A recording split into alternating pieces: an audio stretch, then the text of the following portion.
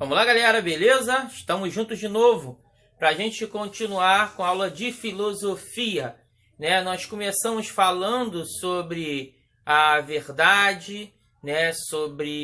Trabalhamos lógica e agora vamos entrar na matéria que já é de segundo bimestre, que é a matéria falando sobre a busca da verdade. Só que esse conceito de busca de verdade que a gente vai estar falando aqui, na verdade, é o cerne da filosofia, né, de que a gente entende o princípio da filosofia, aquela filosofia grega que surge lá no século VII, ou VI a.C., esses séculos anteriores aos tempos de hoje, né? A gente vai ter a ideia desse início, dessa sistematização de conhecimento. E isso é feito, você já deve ter estudado lá no primeiro ano, quando começa a estudar a origem da filosofia e tudo, que essa filosofia que a gente estuda como ciência, ela vai surgir na Grécia, né, nesses séculos que eu falei, principalmente, né, na região da Jônia, de onde a gente vai ter esse primeiro filósofo que está aqui, o Tales de Mileto, né, que seria o primeiro grande pensador reconhecido, né, e que a gente vai ter depois a grande trindade, Sócrates, Platão, Aristóteles, mas que nós, na verdade, temos um grupo antecessor a isso, que são os pré-socráticos. E em cima da ideia desses pré-socráticos, a gente já vai ter transformações do pensamento humano, dessa forma de pensar e racionalizar as coisas. Primeira coisa que a gente tem que entender é que essa filosofia tenta matar, ou pelo menos mostrar que isso aqui é apenas uma sombra, a ideia do mito, para a verdade, a mudança de caminho do mito para a verdade. Por quê? Porque aí você vai sair daquela ideia da história dos deuses, né? Das lendas como o rei Édipo e outras histórias que tinham valores morais e até valores racionais mesmo de reflexão, mas que eram feitos em cima de coisas que você não tinha como comprovar. E agora você vai usar mais a experiência da observação, né? Da racionalidade, para começar a identificar essa estrutura, né, do cosmos, essa estrutura do pensamento, essa estrutura humana, né? E aí entra a filosofia de fato. Então a filosofia é o caminho do mito, né, saindo da ideia do mito para entrar na ideia da verdade, da razão, da racionalização das coisas, né? Você não tem mais só o religioso ou só aquilo que é contado para você, mas você não tem comprovação e que, na verdade, ninguém tenha visto com seus próprios olhos para poder entender. E aí a gente vai entrar em outro momento, que esse sim é o momento que a gente vai começar a falar agora, que é importante a gente entender, que esses primeiros filósofos, os pré-socráticos, eles estão preocupados muito com a cosmogonia. Isso é como a ideia de universo, a ideia do princípio das coisas, né? Como as coisas chegaram até hoje, isso na época deles. Então esse é o princípio de observação. E aí, quando a gente chegar lá nos socráticos, de Sócrates, Platão e Aristóteles, a gente já vai sair dessa cosmogonia para entrar no antropológico. Que aí o homem vai entrar, né, como nas artes, que a arte greco-romana é muita questão do corpo humano, né? Você vai começar a pensar o homem, né? O homem como centro desse pensamento filosófico. Mas aqui esse princípio dos pré-socráticos, a gente identifica muita cosmogonia.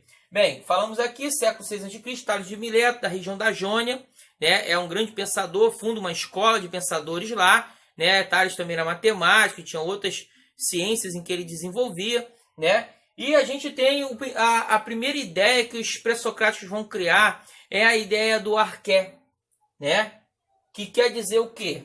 Arqué quer dizer princípio, aquilo que seria, né, o princípio das coisas, de onde tudo é gerado, o núcleo menor, mínimo, de onde tudo é gerado. E na ideia de Tales, por exemplo, era a água. Vai ter outros pensadores que vai ser o fogo e outros elementos. Cada um vai ter um elemento que vai defender e vai construir seu pensamento em cima dessa ideia. Mas a ideia do Tales, por exemplo, era a água. Esse arqué, ele vai funcionar principalmente na ideia dos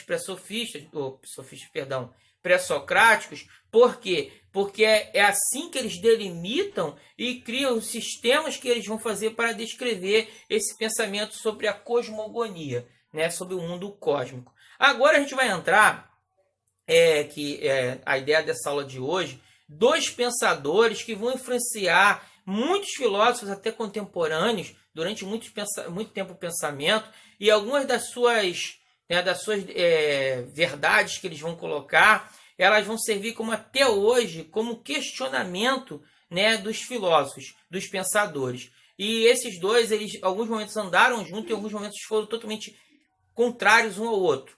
Heráclito de Éfeso e Parmênides, que a gente vai falar daqui a alguns instantes. Continua conosco. Vamos lá, galera. Primeiro a gente vai para Heráclito de Éfeso, né? Esse pensador que viveu, né, entre 535 a 475 a.C. Ideia do pensamento dele principal: tudo flui, né?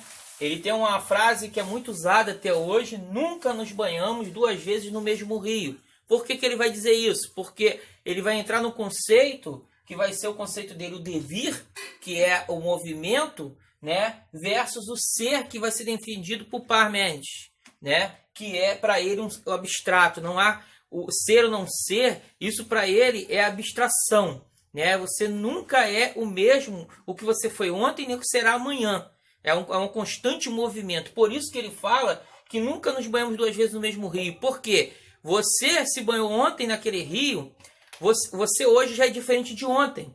E amanhã você, por menor mudanças que tenha acontecido com você, você já é uma transformação. E esse rio, essas águas que vai passar pelo teu corpo, também não são as mesmas que passaram ontem. Então, na verdade, é uma constante movimentação. Ele vai ser o pai da dialética, porque ele vai conduzir essa discussão, né, entre devir versus ser. Ele vai ter outro pensamento: nada é permanente para ele, exceto a mudança, né? Essa constante mudança contínua no universo, na humanidade. Ele vai falar: tudo se transforma, exceto a mudança. A mudança ela é contínua.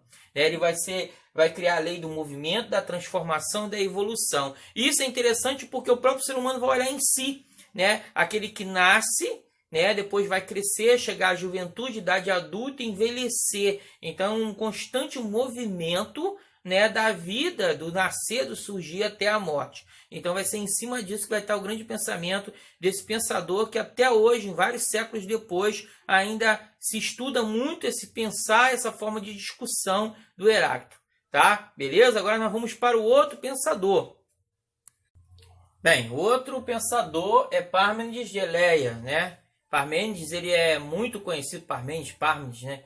Parmênides, ele é muito conhecido por ser, você pode observar pelo tempo de vivência dele, 530 a 460 a.C., ele vai ser, né, aqueles que vai entrar em atrito, principalmente com os pensamentos de Heráclito, né? Que Heráclito acreditava no devir.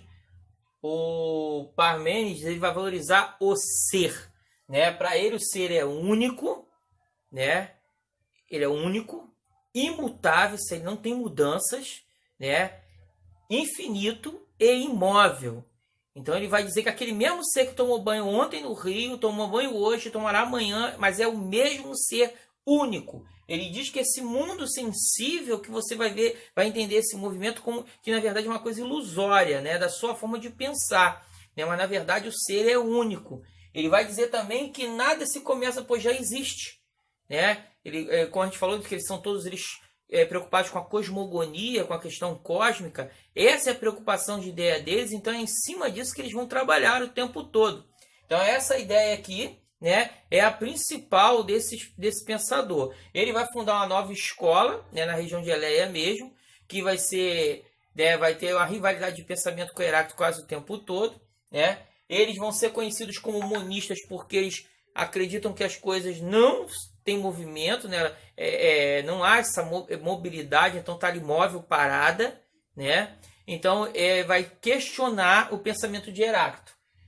Aqui está falando o mundo inteligível para eles. Esse mundo é o verdadeiro, é o de que cada substância é da jeito que está ali, né? Ele não vai acreditar nessas transformações, nessa mudança, né? Quando a ideia do ser único é que você vai passar por todas essas transformações, mas ela vai ser no olhar da sensibilidade que é ilusório, do pensar, que você vai ver esse movimento, mas aquele continua sendo a mesma pessoa que foi aquela de ontem.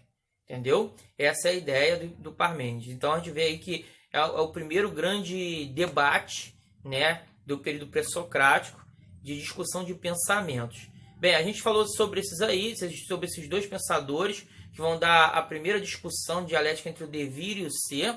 E na próxima aula a gente vai falar sobre outros socráticos, né, outros pré-socráticos, que também foram importantes e influentes no pensamento, na busca dessa verdade, desse conhecimento. Beleza? Um abraço, fiquem com Deus, até a próxima.